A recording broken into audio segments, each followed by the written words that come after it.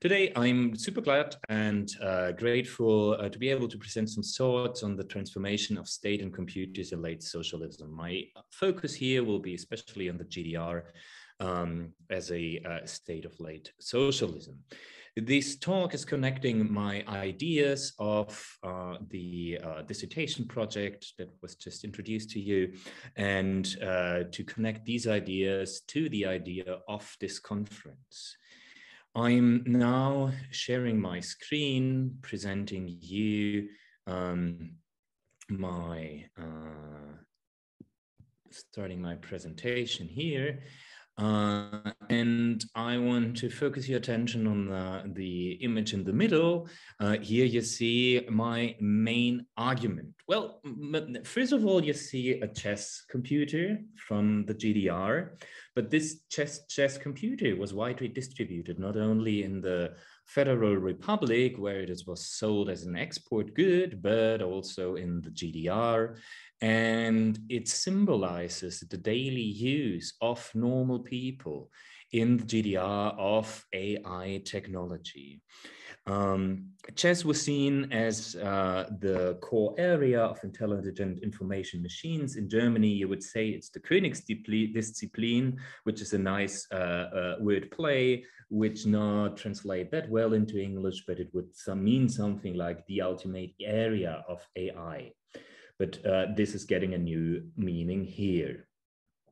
And I want to focus not at this chess computer as a machine that beats humans and becomes super intelligent or more intelligent than humans, but I want to focus on how in the GDR technologies of AI were used by actual users in everyday life, and how this transformed the working lives, the intellectual lives, the way human interacted with each other and with technology. So my special focus is on the user sides.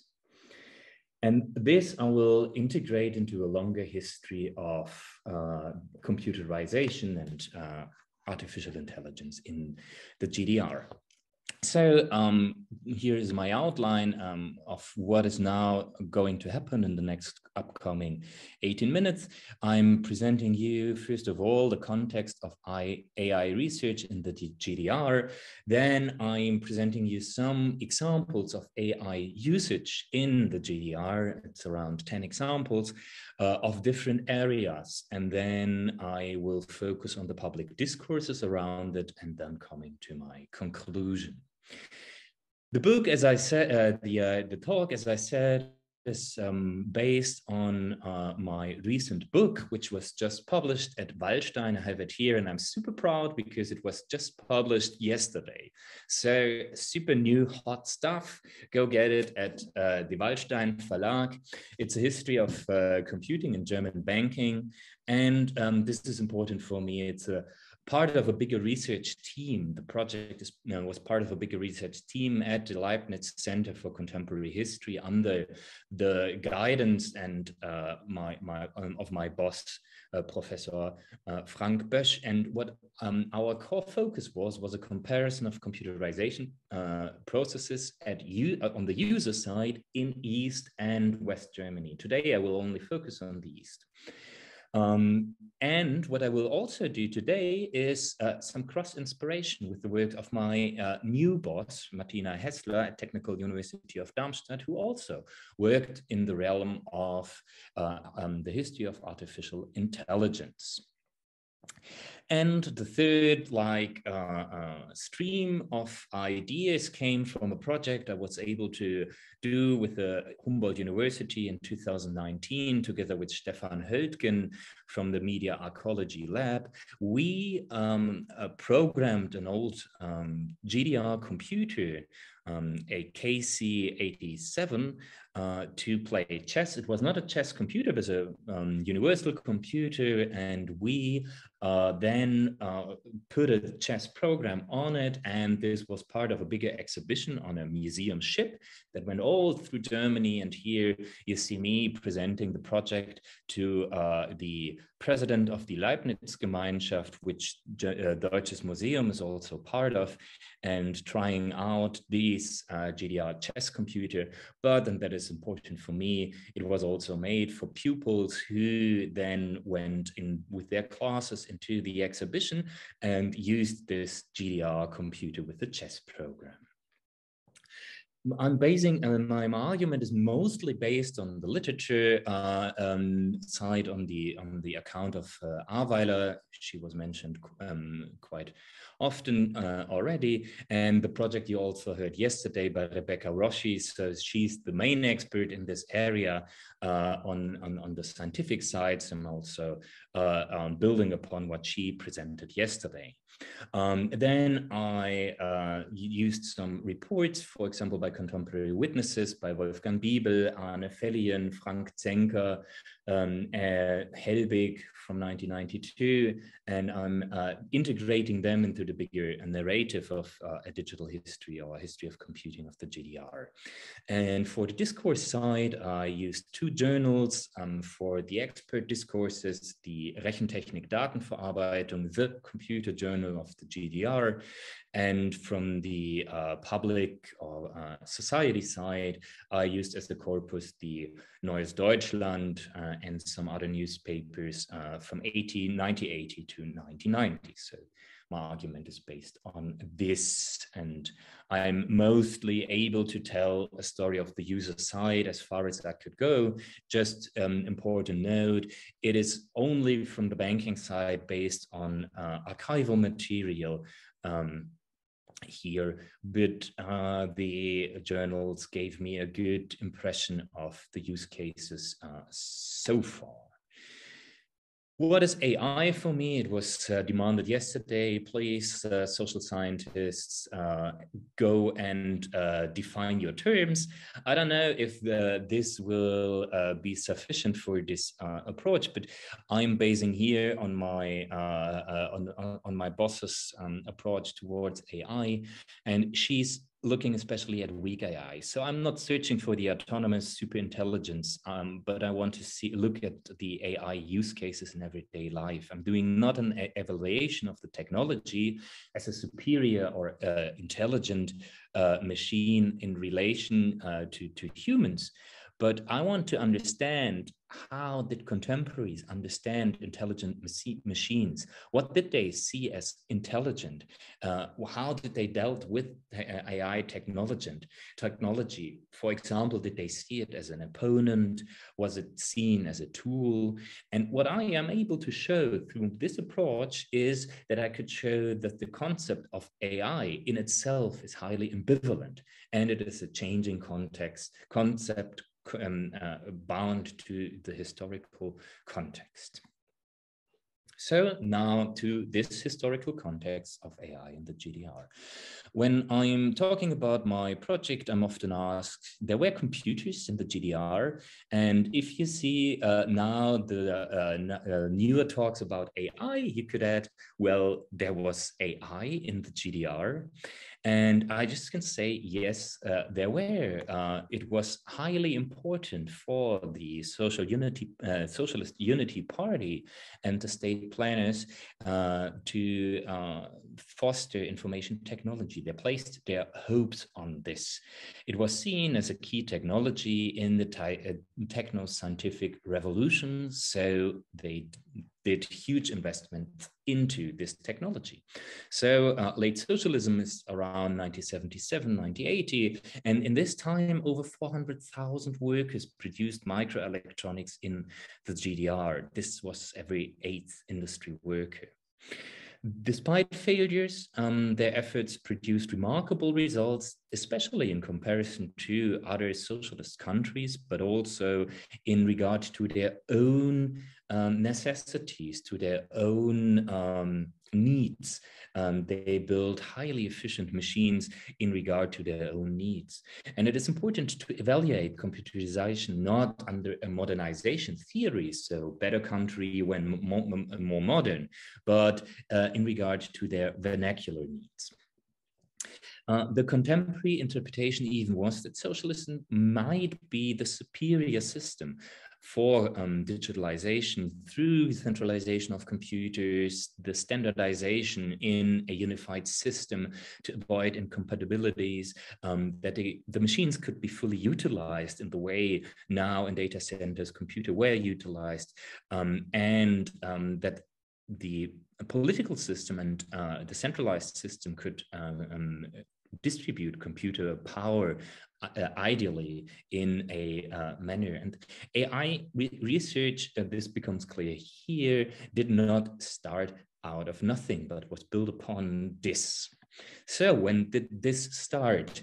GDR, just to give you a little more background information on why it is interesting to look at the GDR, was part of the socialist bloc. And in my dissertation, I was able to show the implications of mutual cooperation and the orientation towards the Soviet Union and the US. So the GDR researchers not only looked at the GDR, at the Federal Republic or at Western technologies, but we're also always looking at the Soviet Union.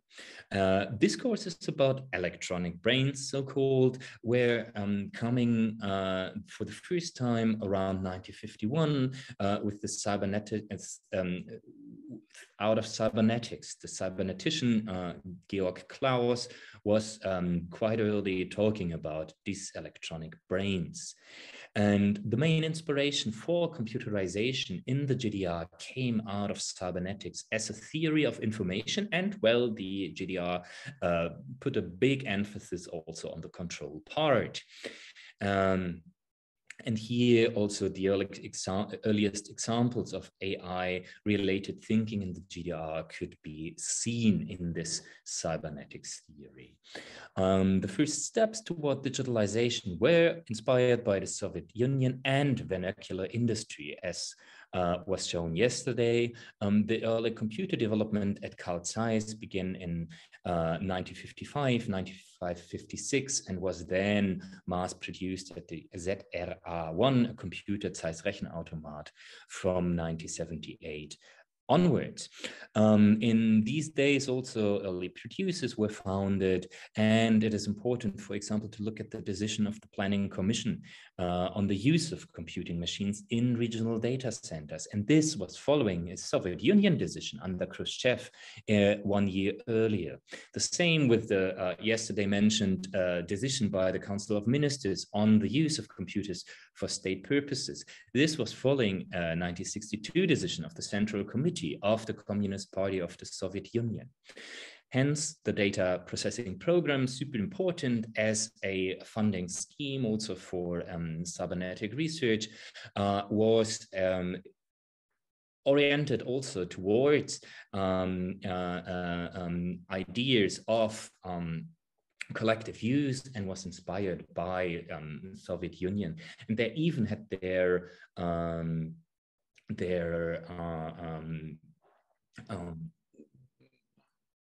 they sent experts about cybernetics to the GDR consultants to give consultancy to the GDR ministries.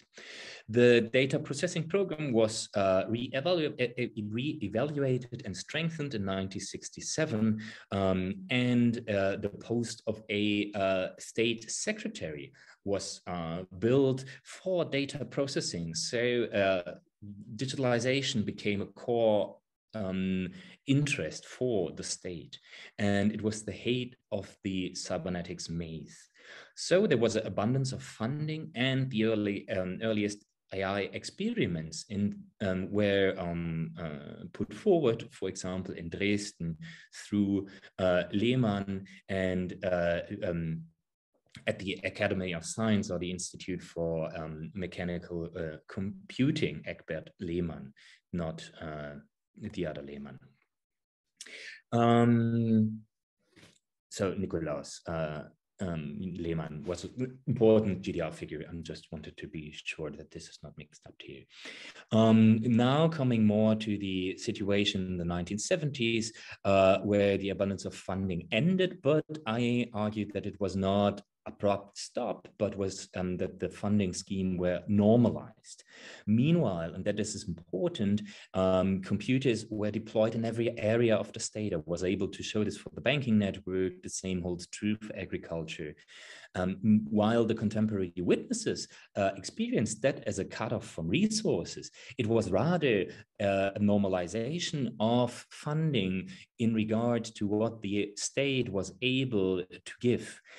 Seen through this, the 1977 microelectronics plenum was pushing the boundaries further than the GDR was actually able to put resources into this area. But they had the problem of export. Their goods were not exportable anymore because it was missing microelectronics. So it was especially fostered more than the small country was able to give. So the question now comes up, I put this in my title, Late Socialism. Why was socialism late?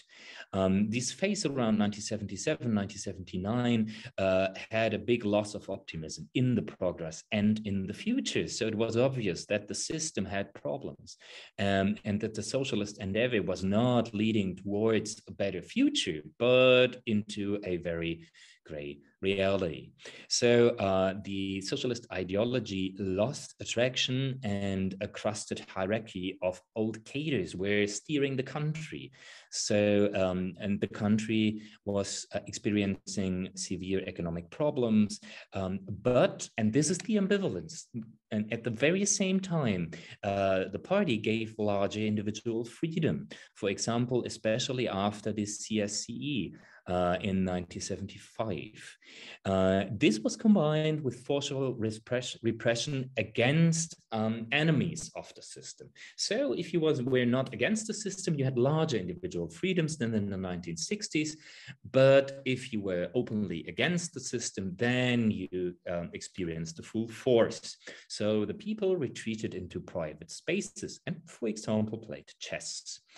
The question here is, could you see this as a structural breach after the boom? But I think this is more interesting for historians than for technologists. So this bigger scheme becomes obvious here. Soviet Union had pushed forward the invasion in Afghanistan. In Poland, it was Solidarność. And in the GDR, youth subcultures came up. Peace environmental protests were becoming big. It was this economic downturn. So this is the situation in the late 1970s, 1980s. It is important to not think of this already as going into bankruptcy directly. It was an open situation, but this was the bigger scheme of this historical situation of especially the 1980s. So historians call this late socialism. And then this 10th party convention of the Socialist Unity Party of Germany, I will now say SED in the upcoming 10 minutes. There you had this Honecker speech in 1981. He praised the success of the 1977 convention, and especially outstanding example for him was microelectronics. So he pushed further the investments to build a autarky in computer production. But this was combined with a deep concentration on application of basic research. So everything what was done in research had to be done in concentrated on the application side. So this big round of applause for his speech, but this resulted for the AI researchers that they were forced to show the application value of their very inventions. And this had an impact on their ambitions, possibilities. It was in the end boiling down of advanced systems in favor of solution-oriented processes. And that changed the notion of what AI was in the GDR. Just a short remark on the of the fifth generation project as a shock from Japan. I just was able to show in my book that the orientation towards Japan was a very, since the very beginning of the digitalization program of the GDR, was already taking part. So for example, in 1962, 1963, there were visiting groups to Japan, and it was highly an example, a good example of a strong state and a planned innovation scheme. So also, and then in 1988, they worked together or copied the 1 megabyte chip. It was a huge project for GDR. I could tell a little bit more in the Q&A if you want to, but at the end it was Siemens had a look at it when they wanted to merge after the Wende, after the reunification, and they said, okay, it looks a little bit like Toshiba microchips. So the Japan 5th generation project was not that much a shock, but the cooperation and the view towards Japan always was strong in the GDR. So I will skip this because you already heard this yesterday. The core players, the Center for Cybernetics and Information Processes, ZKI, the Combined Robotron, and the universities were the strong players. But I want to focus on the example of AI usages in the GDR. So I have a list here, which I wanted to give you some impressions: banking, the heavy industry, the society. Those are 3 examples, which I go into a little bit deep depth in the upcoming minutes. The other I found quite interesting. For example, in state planning, it was envisioned of a cybernetic management. And the important point was here, it was a rationalization of brain labor. Then the GDR used AI in city development, for example, in the project Civitas or ESA Expert. It was an expert system for city development and developed by Wenslav and Felian. Then AI was used in science, for example, the Heureka project, where they built they built expert working places. So the support of scientists was important for those AI researchers. And they built, for example, an automatic catalog system for the state library, here referring to Felian 1981. Important point too, but what I didn't know, that they also used AI for resource extraction. For example, in oil drilling for the Soviet Union. So they exported this program to the Soviet Union. It was a prognosis system based on statistical learning methods. AI was used in military, for example, in image processing. In German, it is Fernerkundung. So just to give you the translation here, because then it becomes obvious that this joint project with the USSR was used to evaluate satellite images. And on the military side, my colleague Janine Funke at ZZF Potsdam is focusing. At the state security, we know not that much about the AI use, but they used AI technology for natural language database interaction. They used speech recognition. And this is also pointing to the phase of late socialism as a phase of computerized surveillance. The hackers are the project. Oh, sorry. I just mentioned the state security is a project by Rüdiger Bergien, also at Leibniz Zentrum for Contemporary History and the Universität des Bundes. Hackers is an important topic here because there were self-replicating computer viruses in the GDR. Among over 92 cases were reported, for example, also in the banking system, which I had a closer look at. And this is the project by Julia Erdogan at the Leibniz Center, where she focuses on hackers as subcultures in also the GDR. And then another point where yes. Oh, just my quick note about time. that you asked Wonderful. for. Yes. Well, then I just finished the health part, because this is also interesting in regards to image processing and expert support systems. The big name here is Klaus Fuchs-Kitowski, where we did an expert interview with him. And he, for example, built the first database on cancer database, but also used expert support systems. I will then just switch or skip this, because I want to talk to you and discuss with you the chess computers. An important point here is that the Soviet AI won Computer Chess World Cup in 1974, and the blue thing, these are the well-known stories. But if you look at the AI brought to the people, you have to look at the chess computers. The first series was developed in the early 1980s as a plastic thing, could not be exported. Hence, they built the RFT Chess Master, and which produced thousandfolds, was produced thousandfold since 1985 as in luxury wooden tool, and also distributed in the market for, I think, 1,500 mark der DDR. And you see it here on the right-hand side, was also high quality and AI system, but not that strong, built on the 8-bit UB8080D processor, and it only has a strength of ELO 1100, which is not that strong. But it was not the point. It was more used, for example, not as a substitution or opponent, but as a training partner for the people. So summing this up, I can tell about this also more in the Q&A, but I want to now come to the conclusion. And was there something like a socialist AI? It is important for me always to say that you should not forget the user when you look at technology, and especially in AI technology, this is even more important.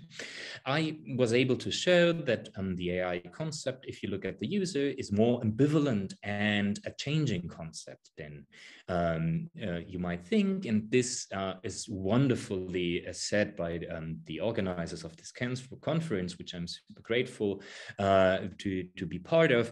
The AI in Flux is just going to the point of this, because this Flux.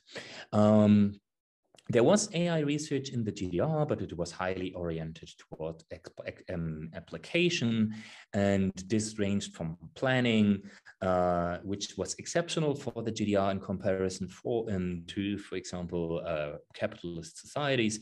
It was used for state administration and the industry, and this reflected the situation of the GDR as a state in late socialism. Thank you very much for your attention.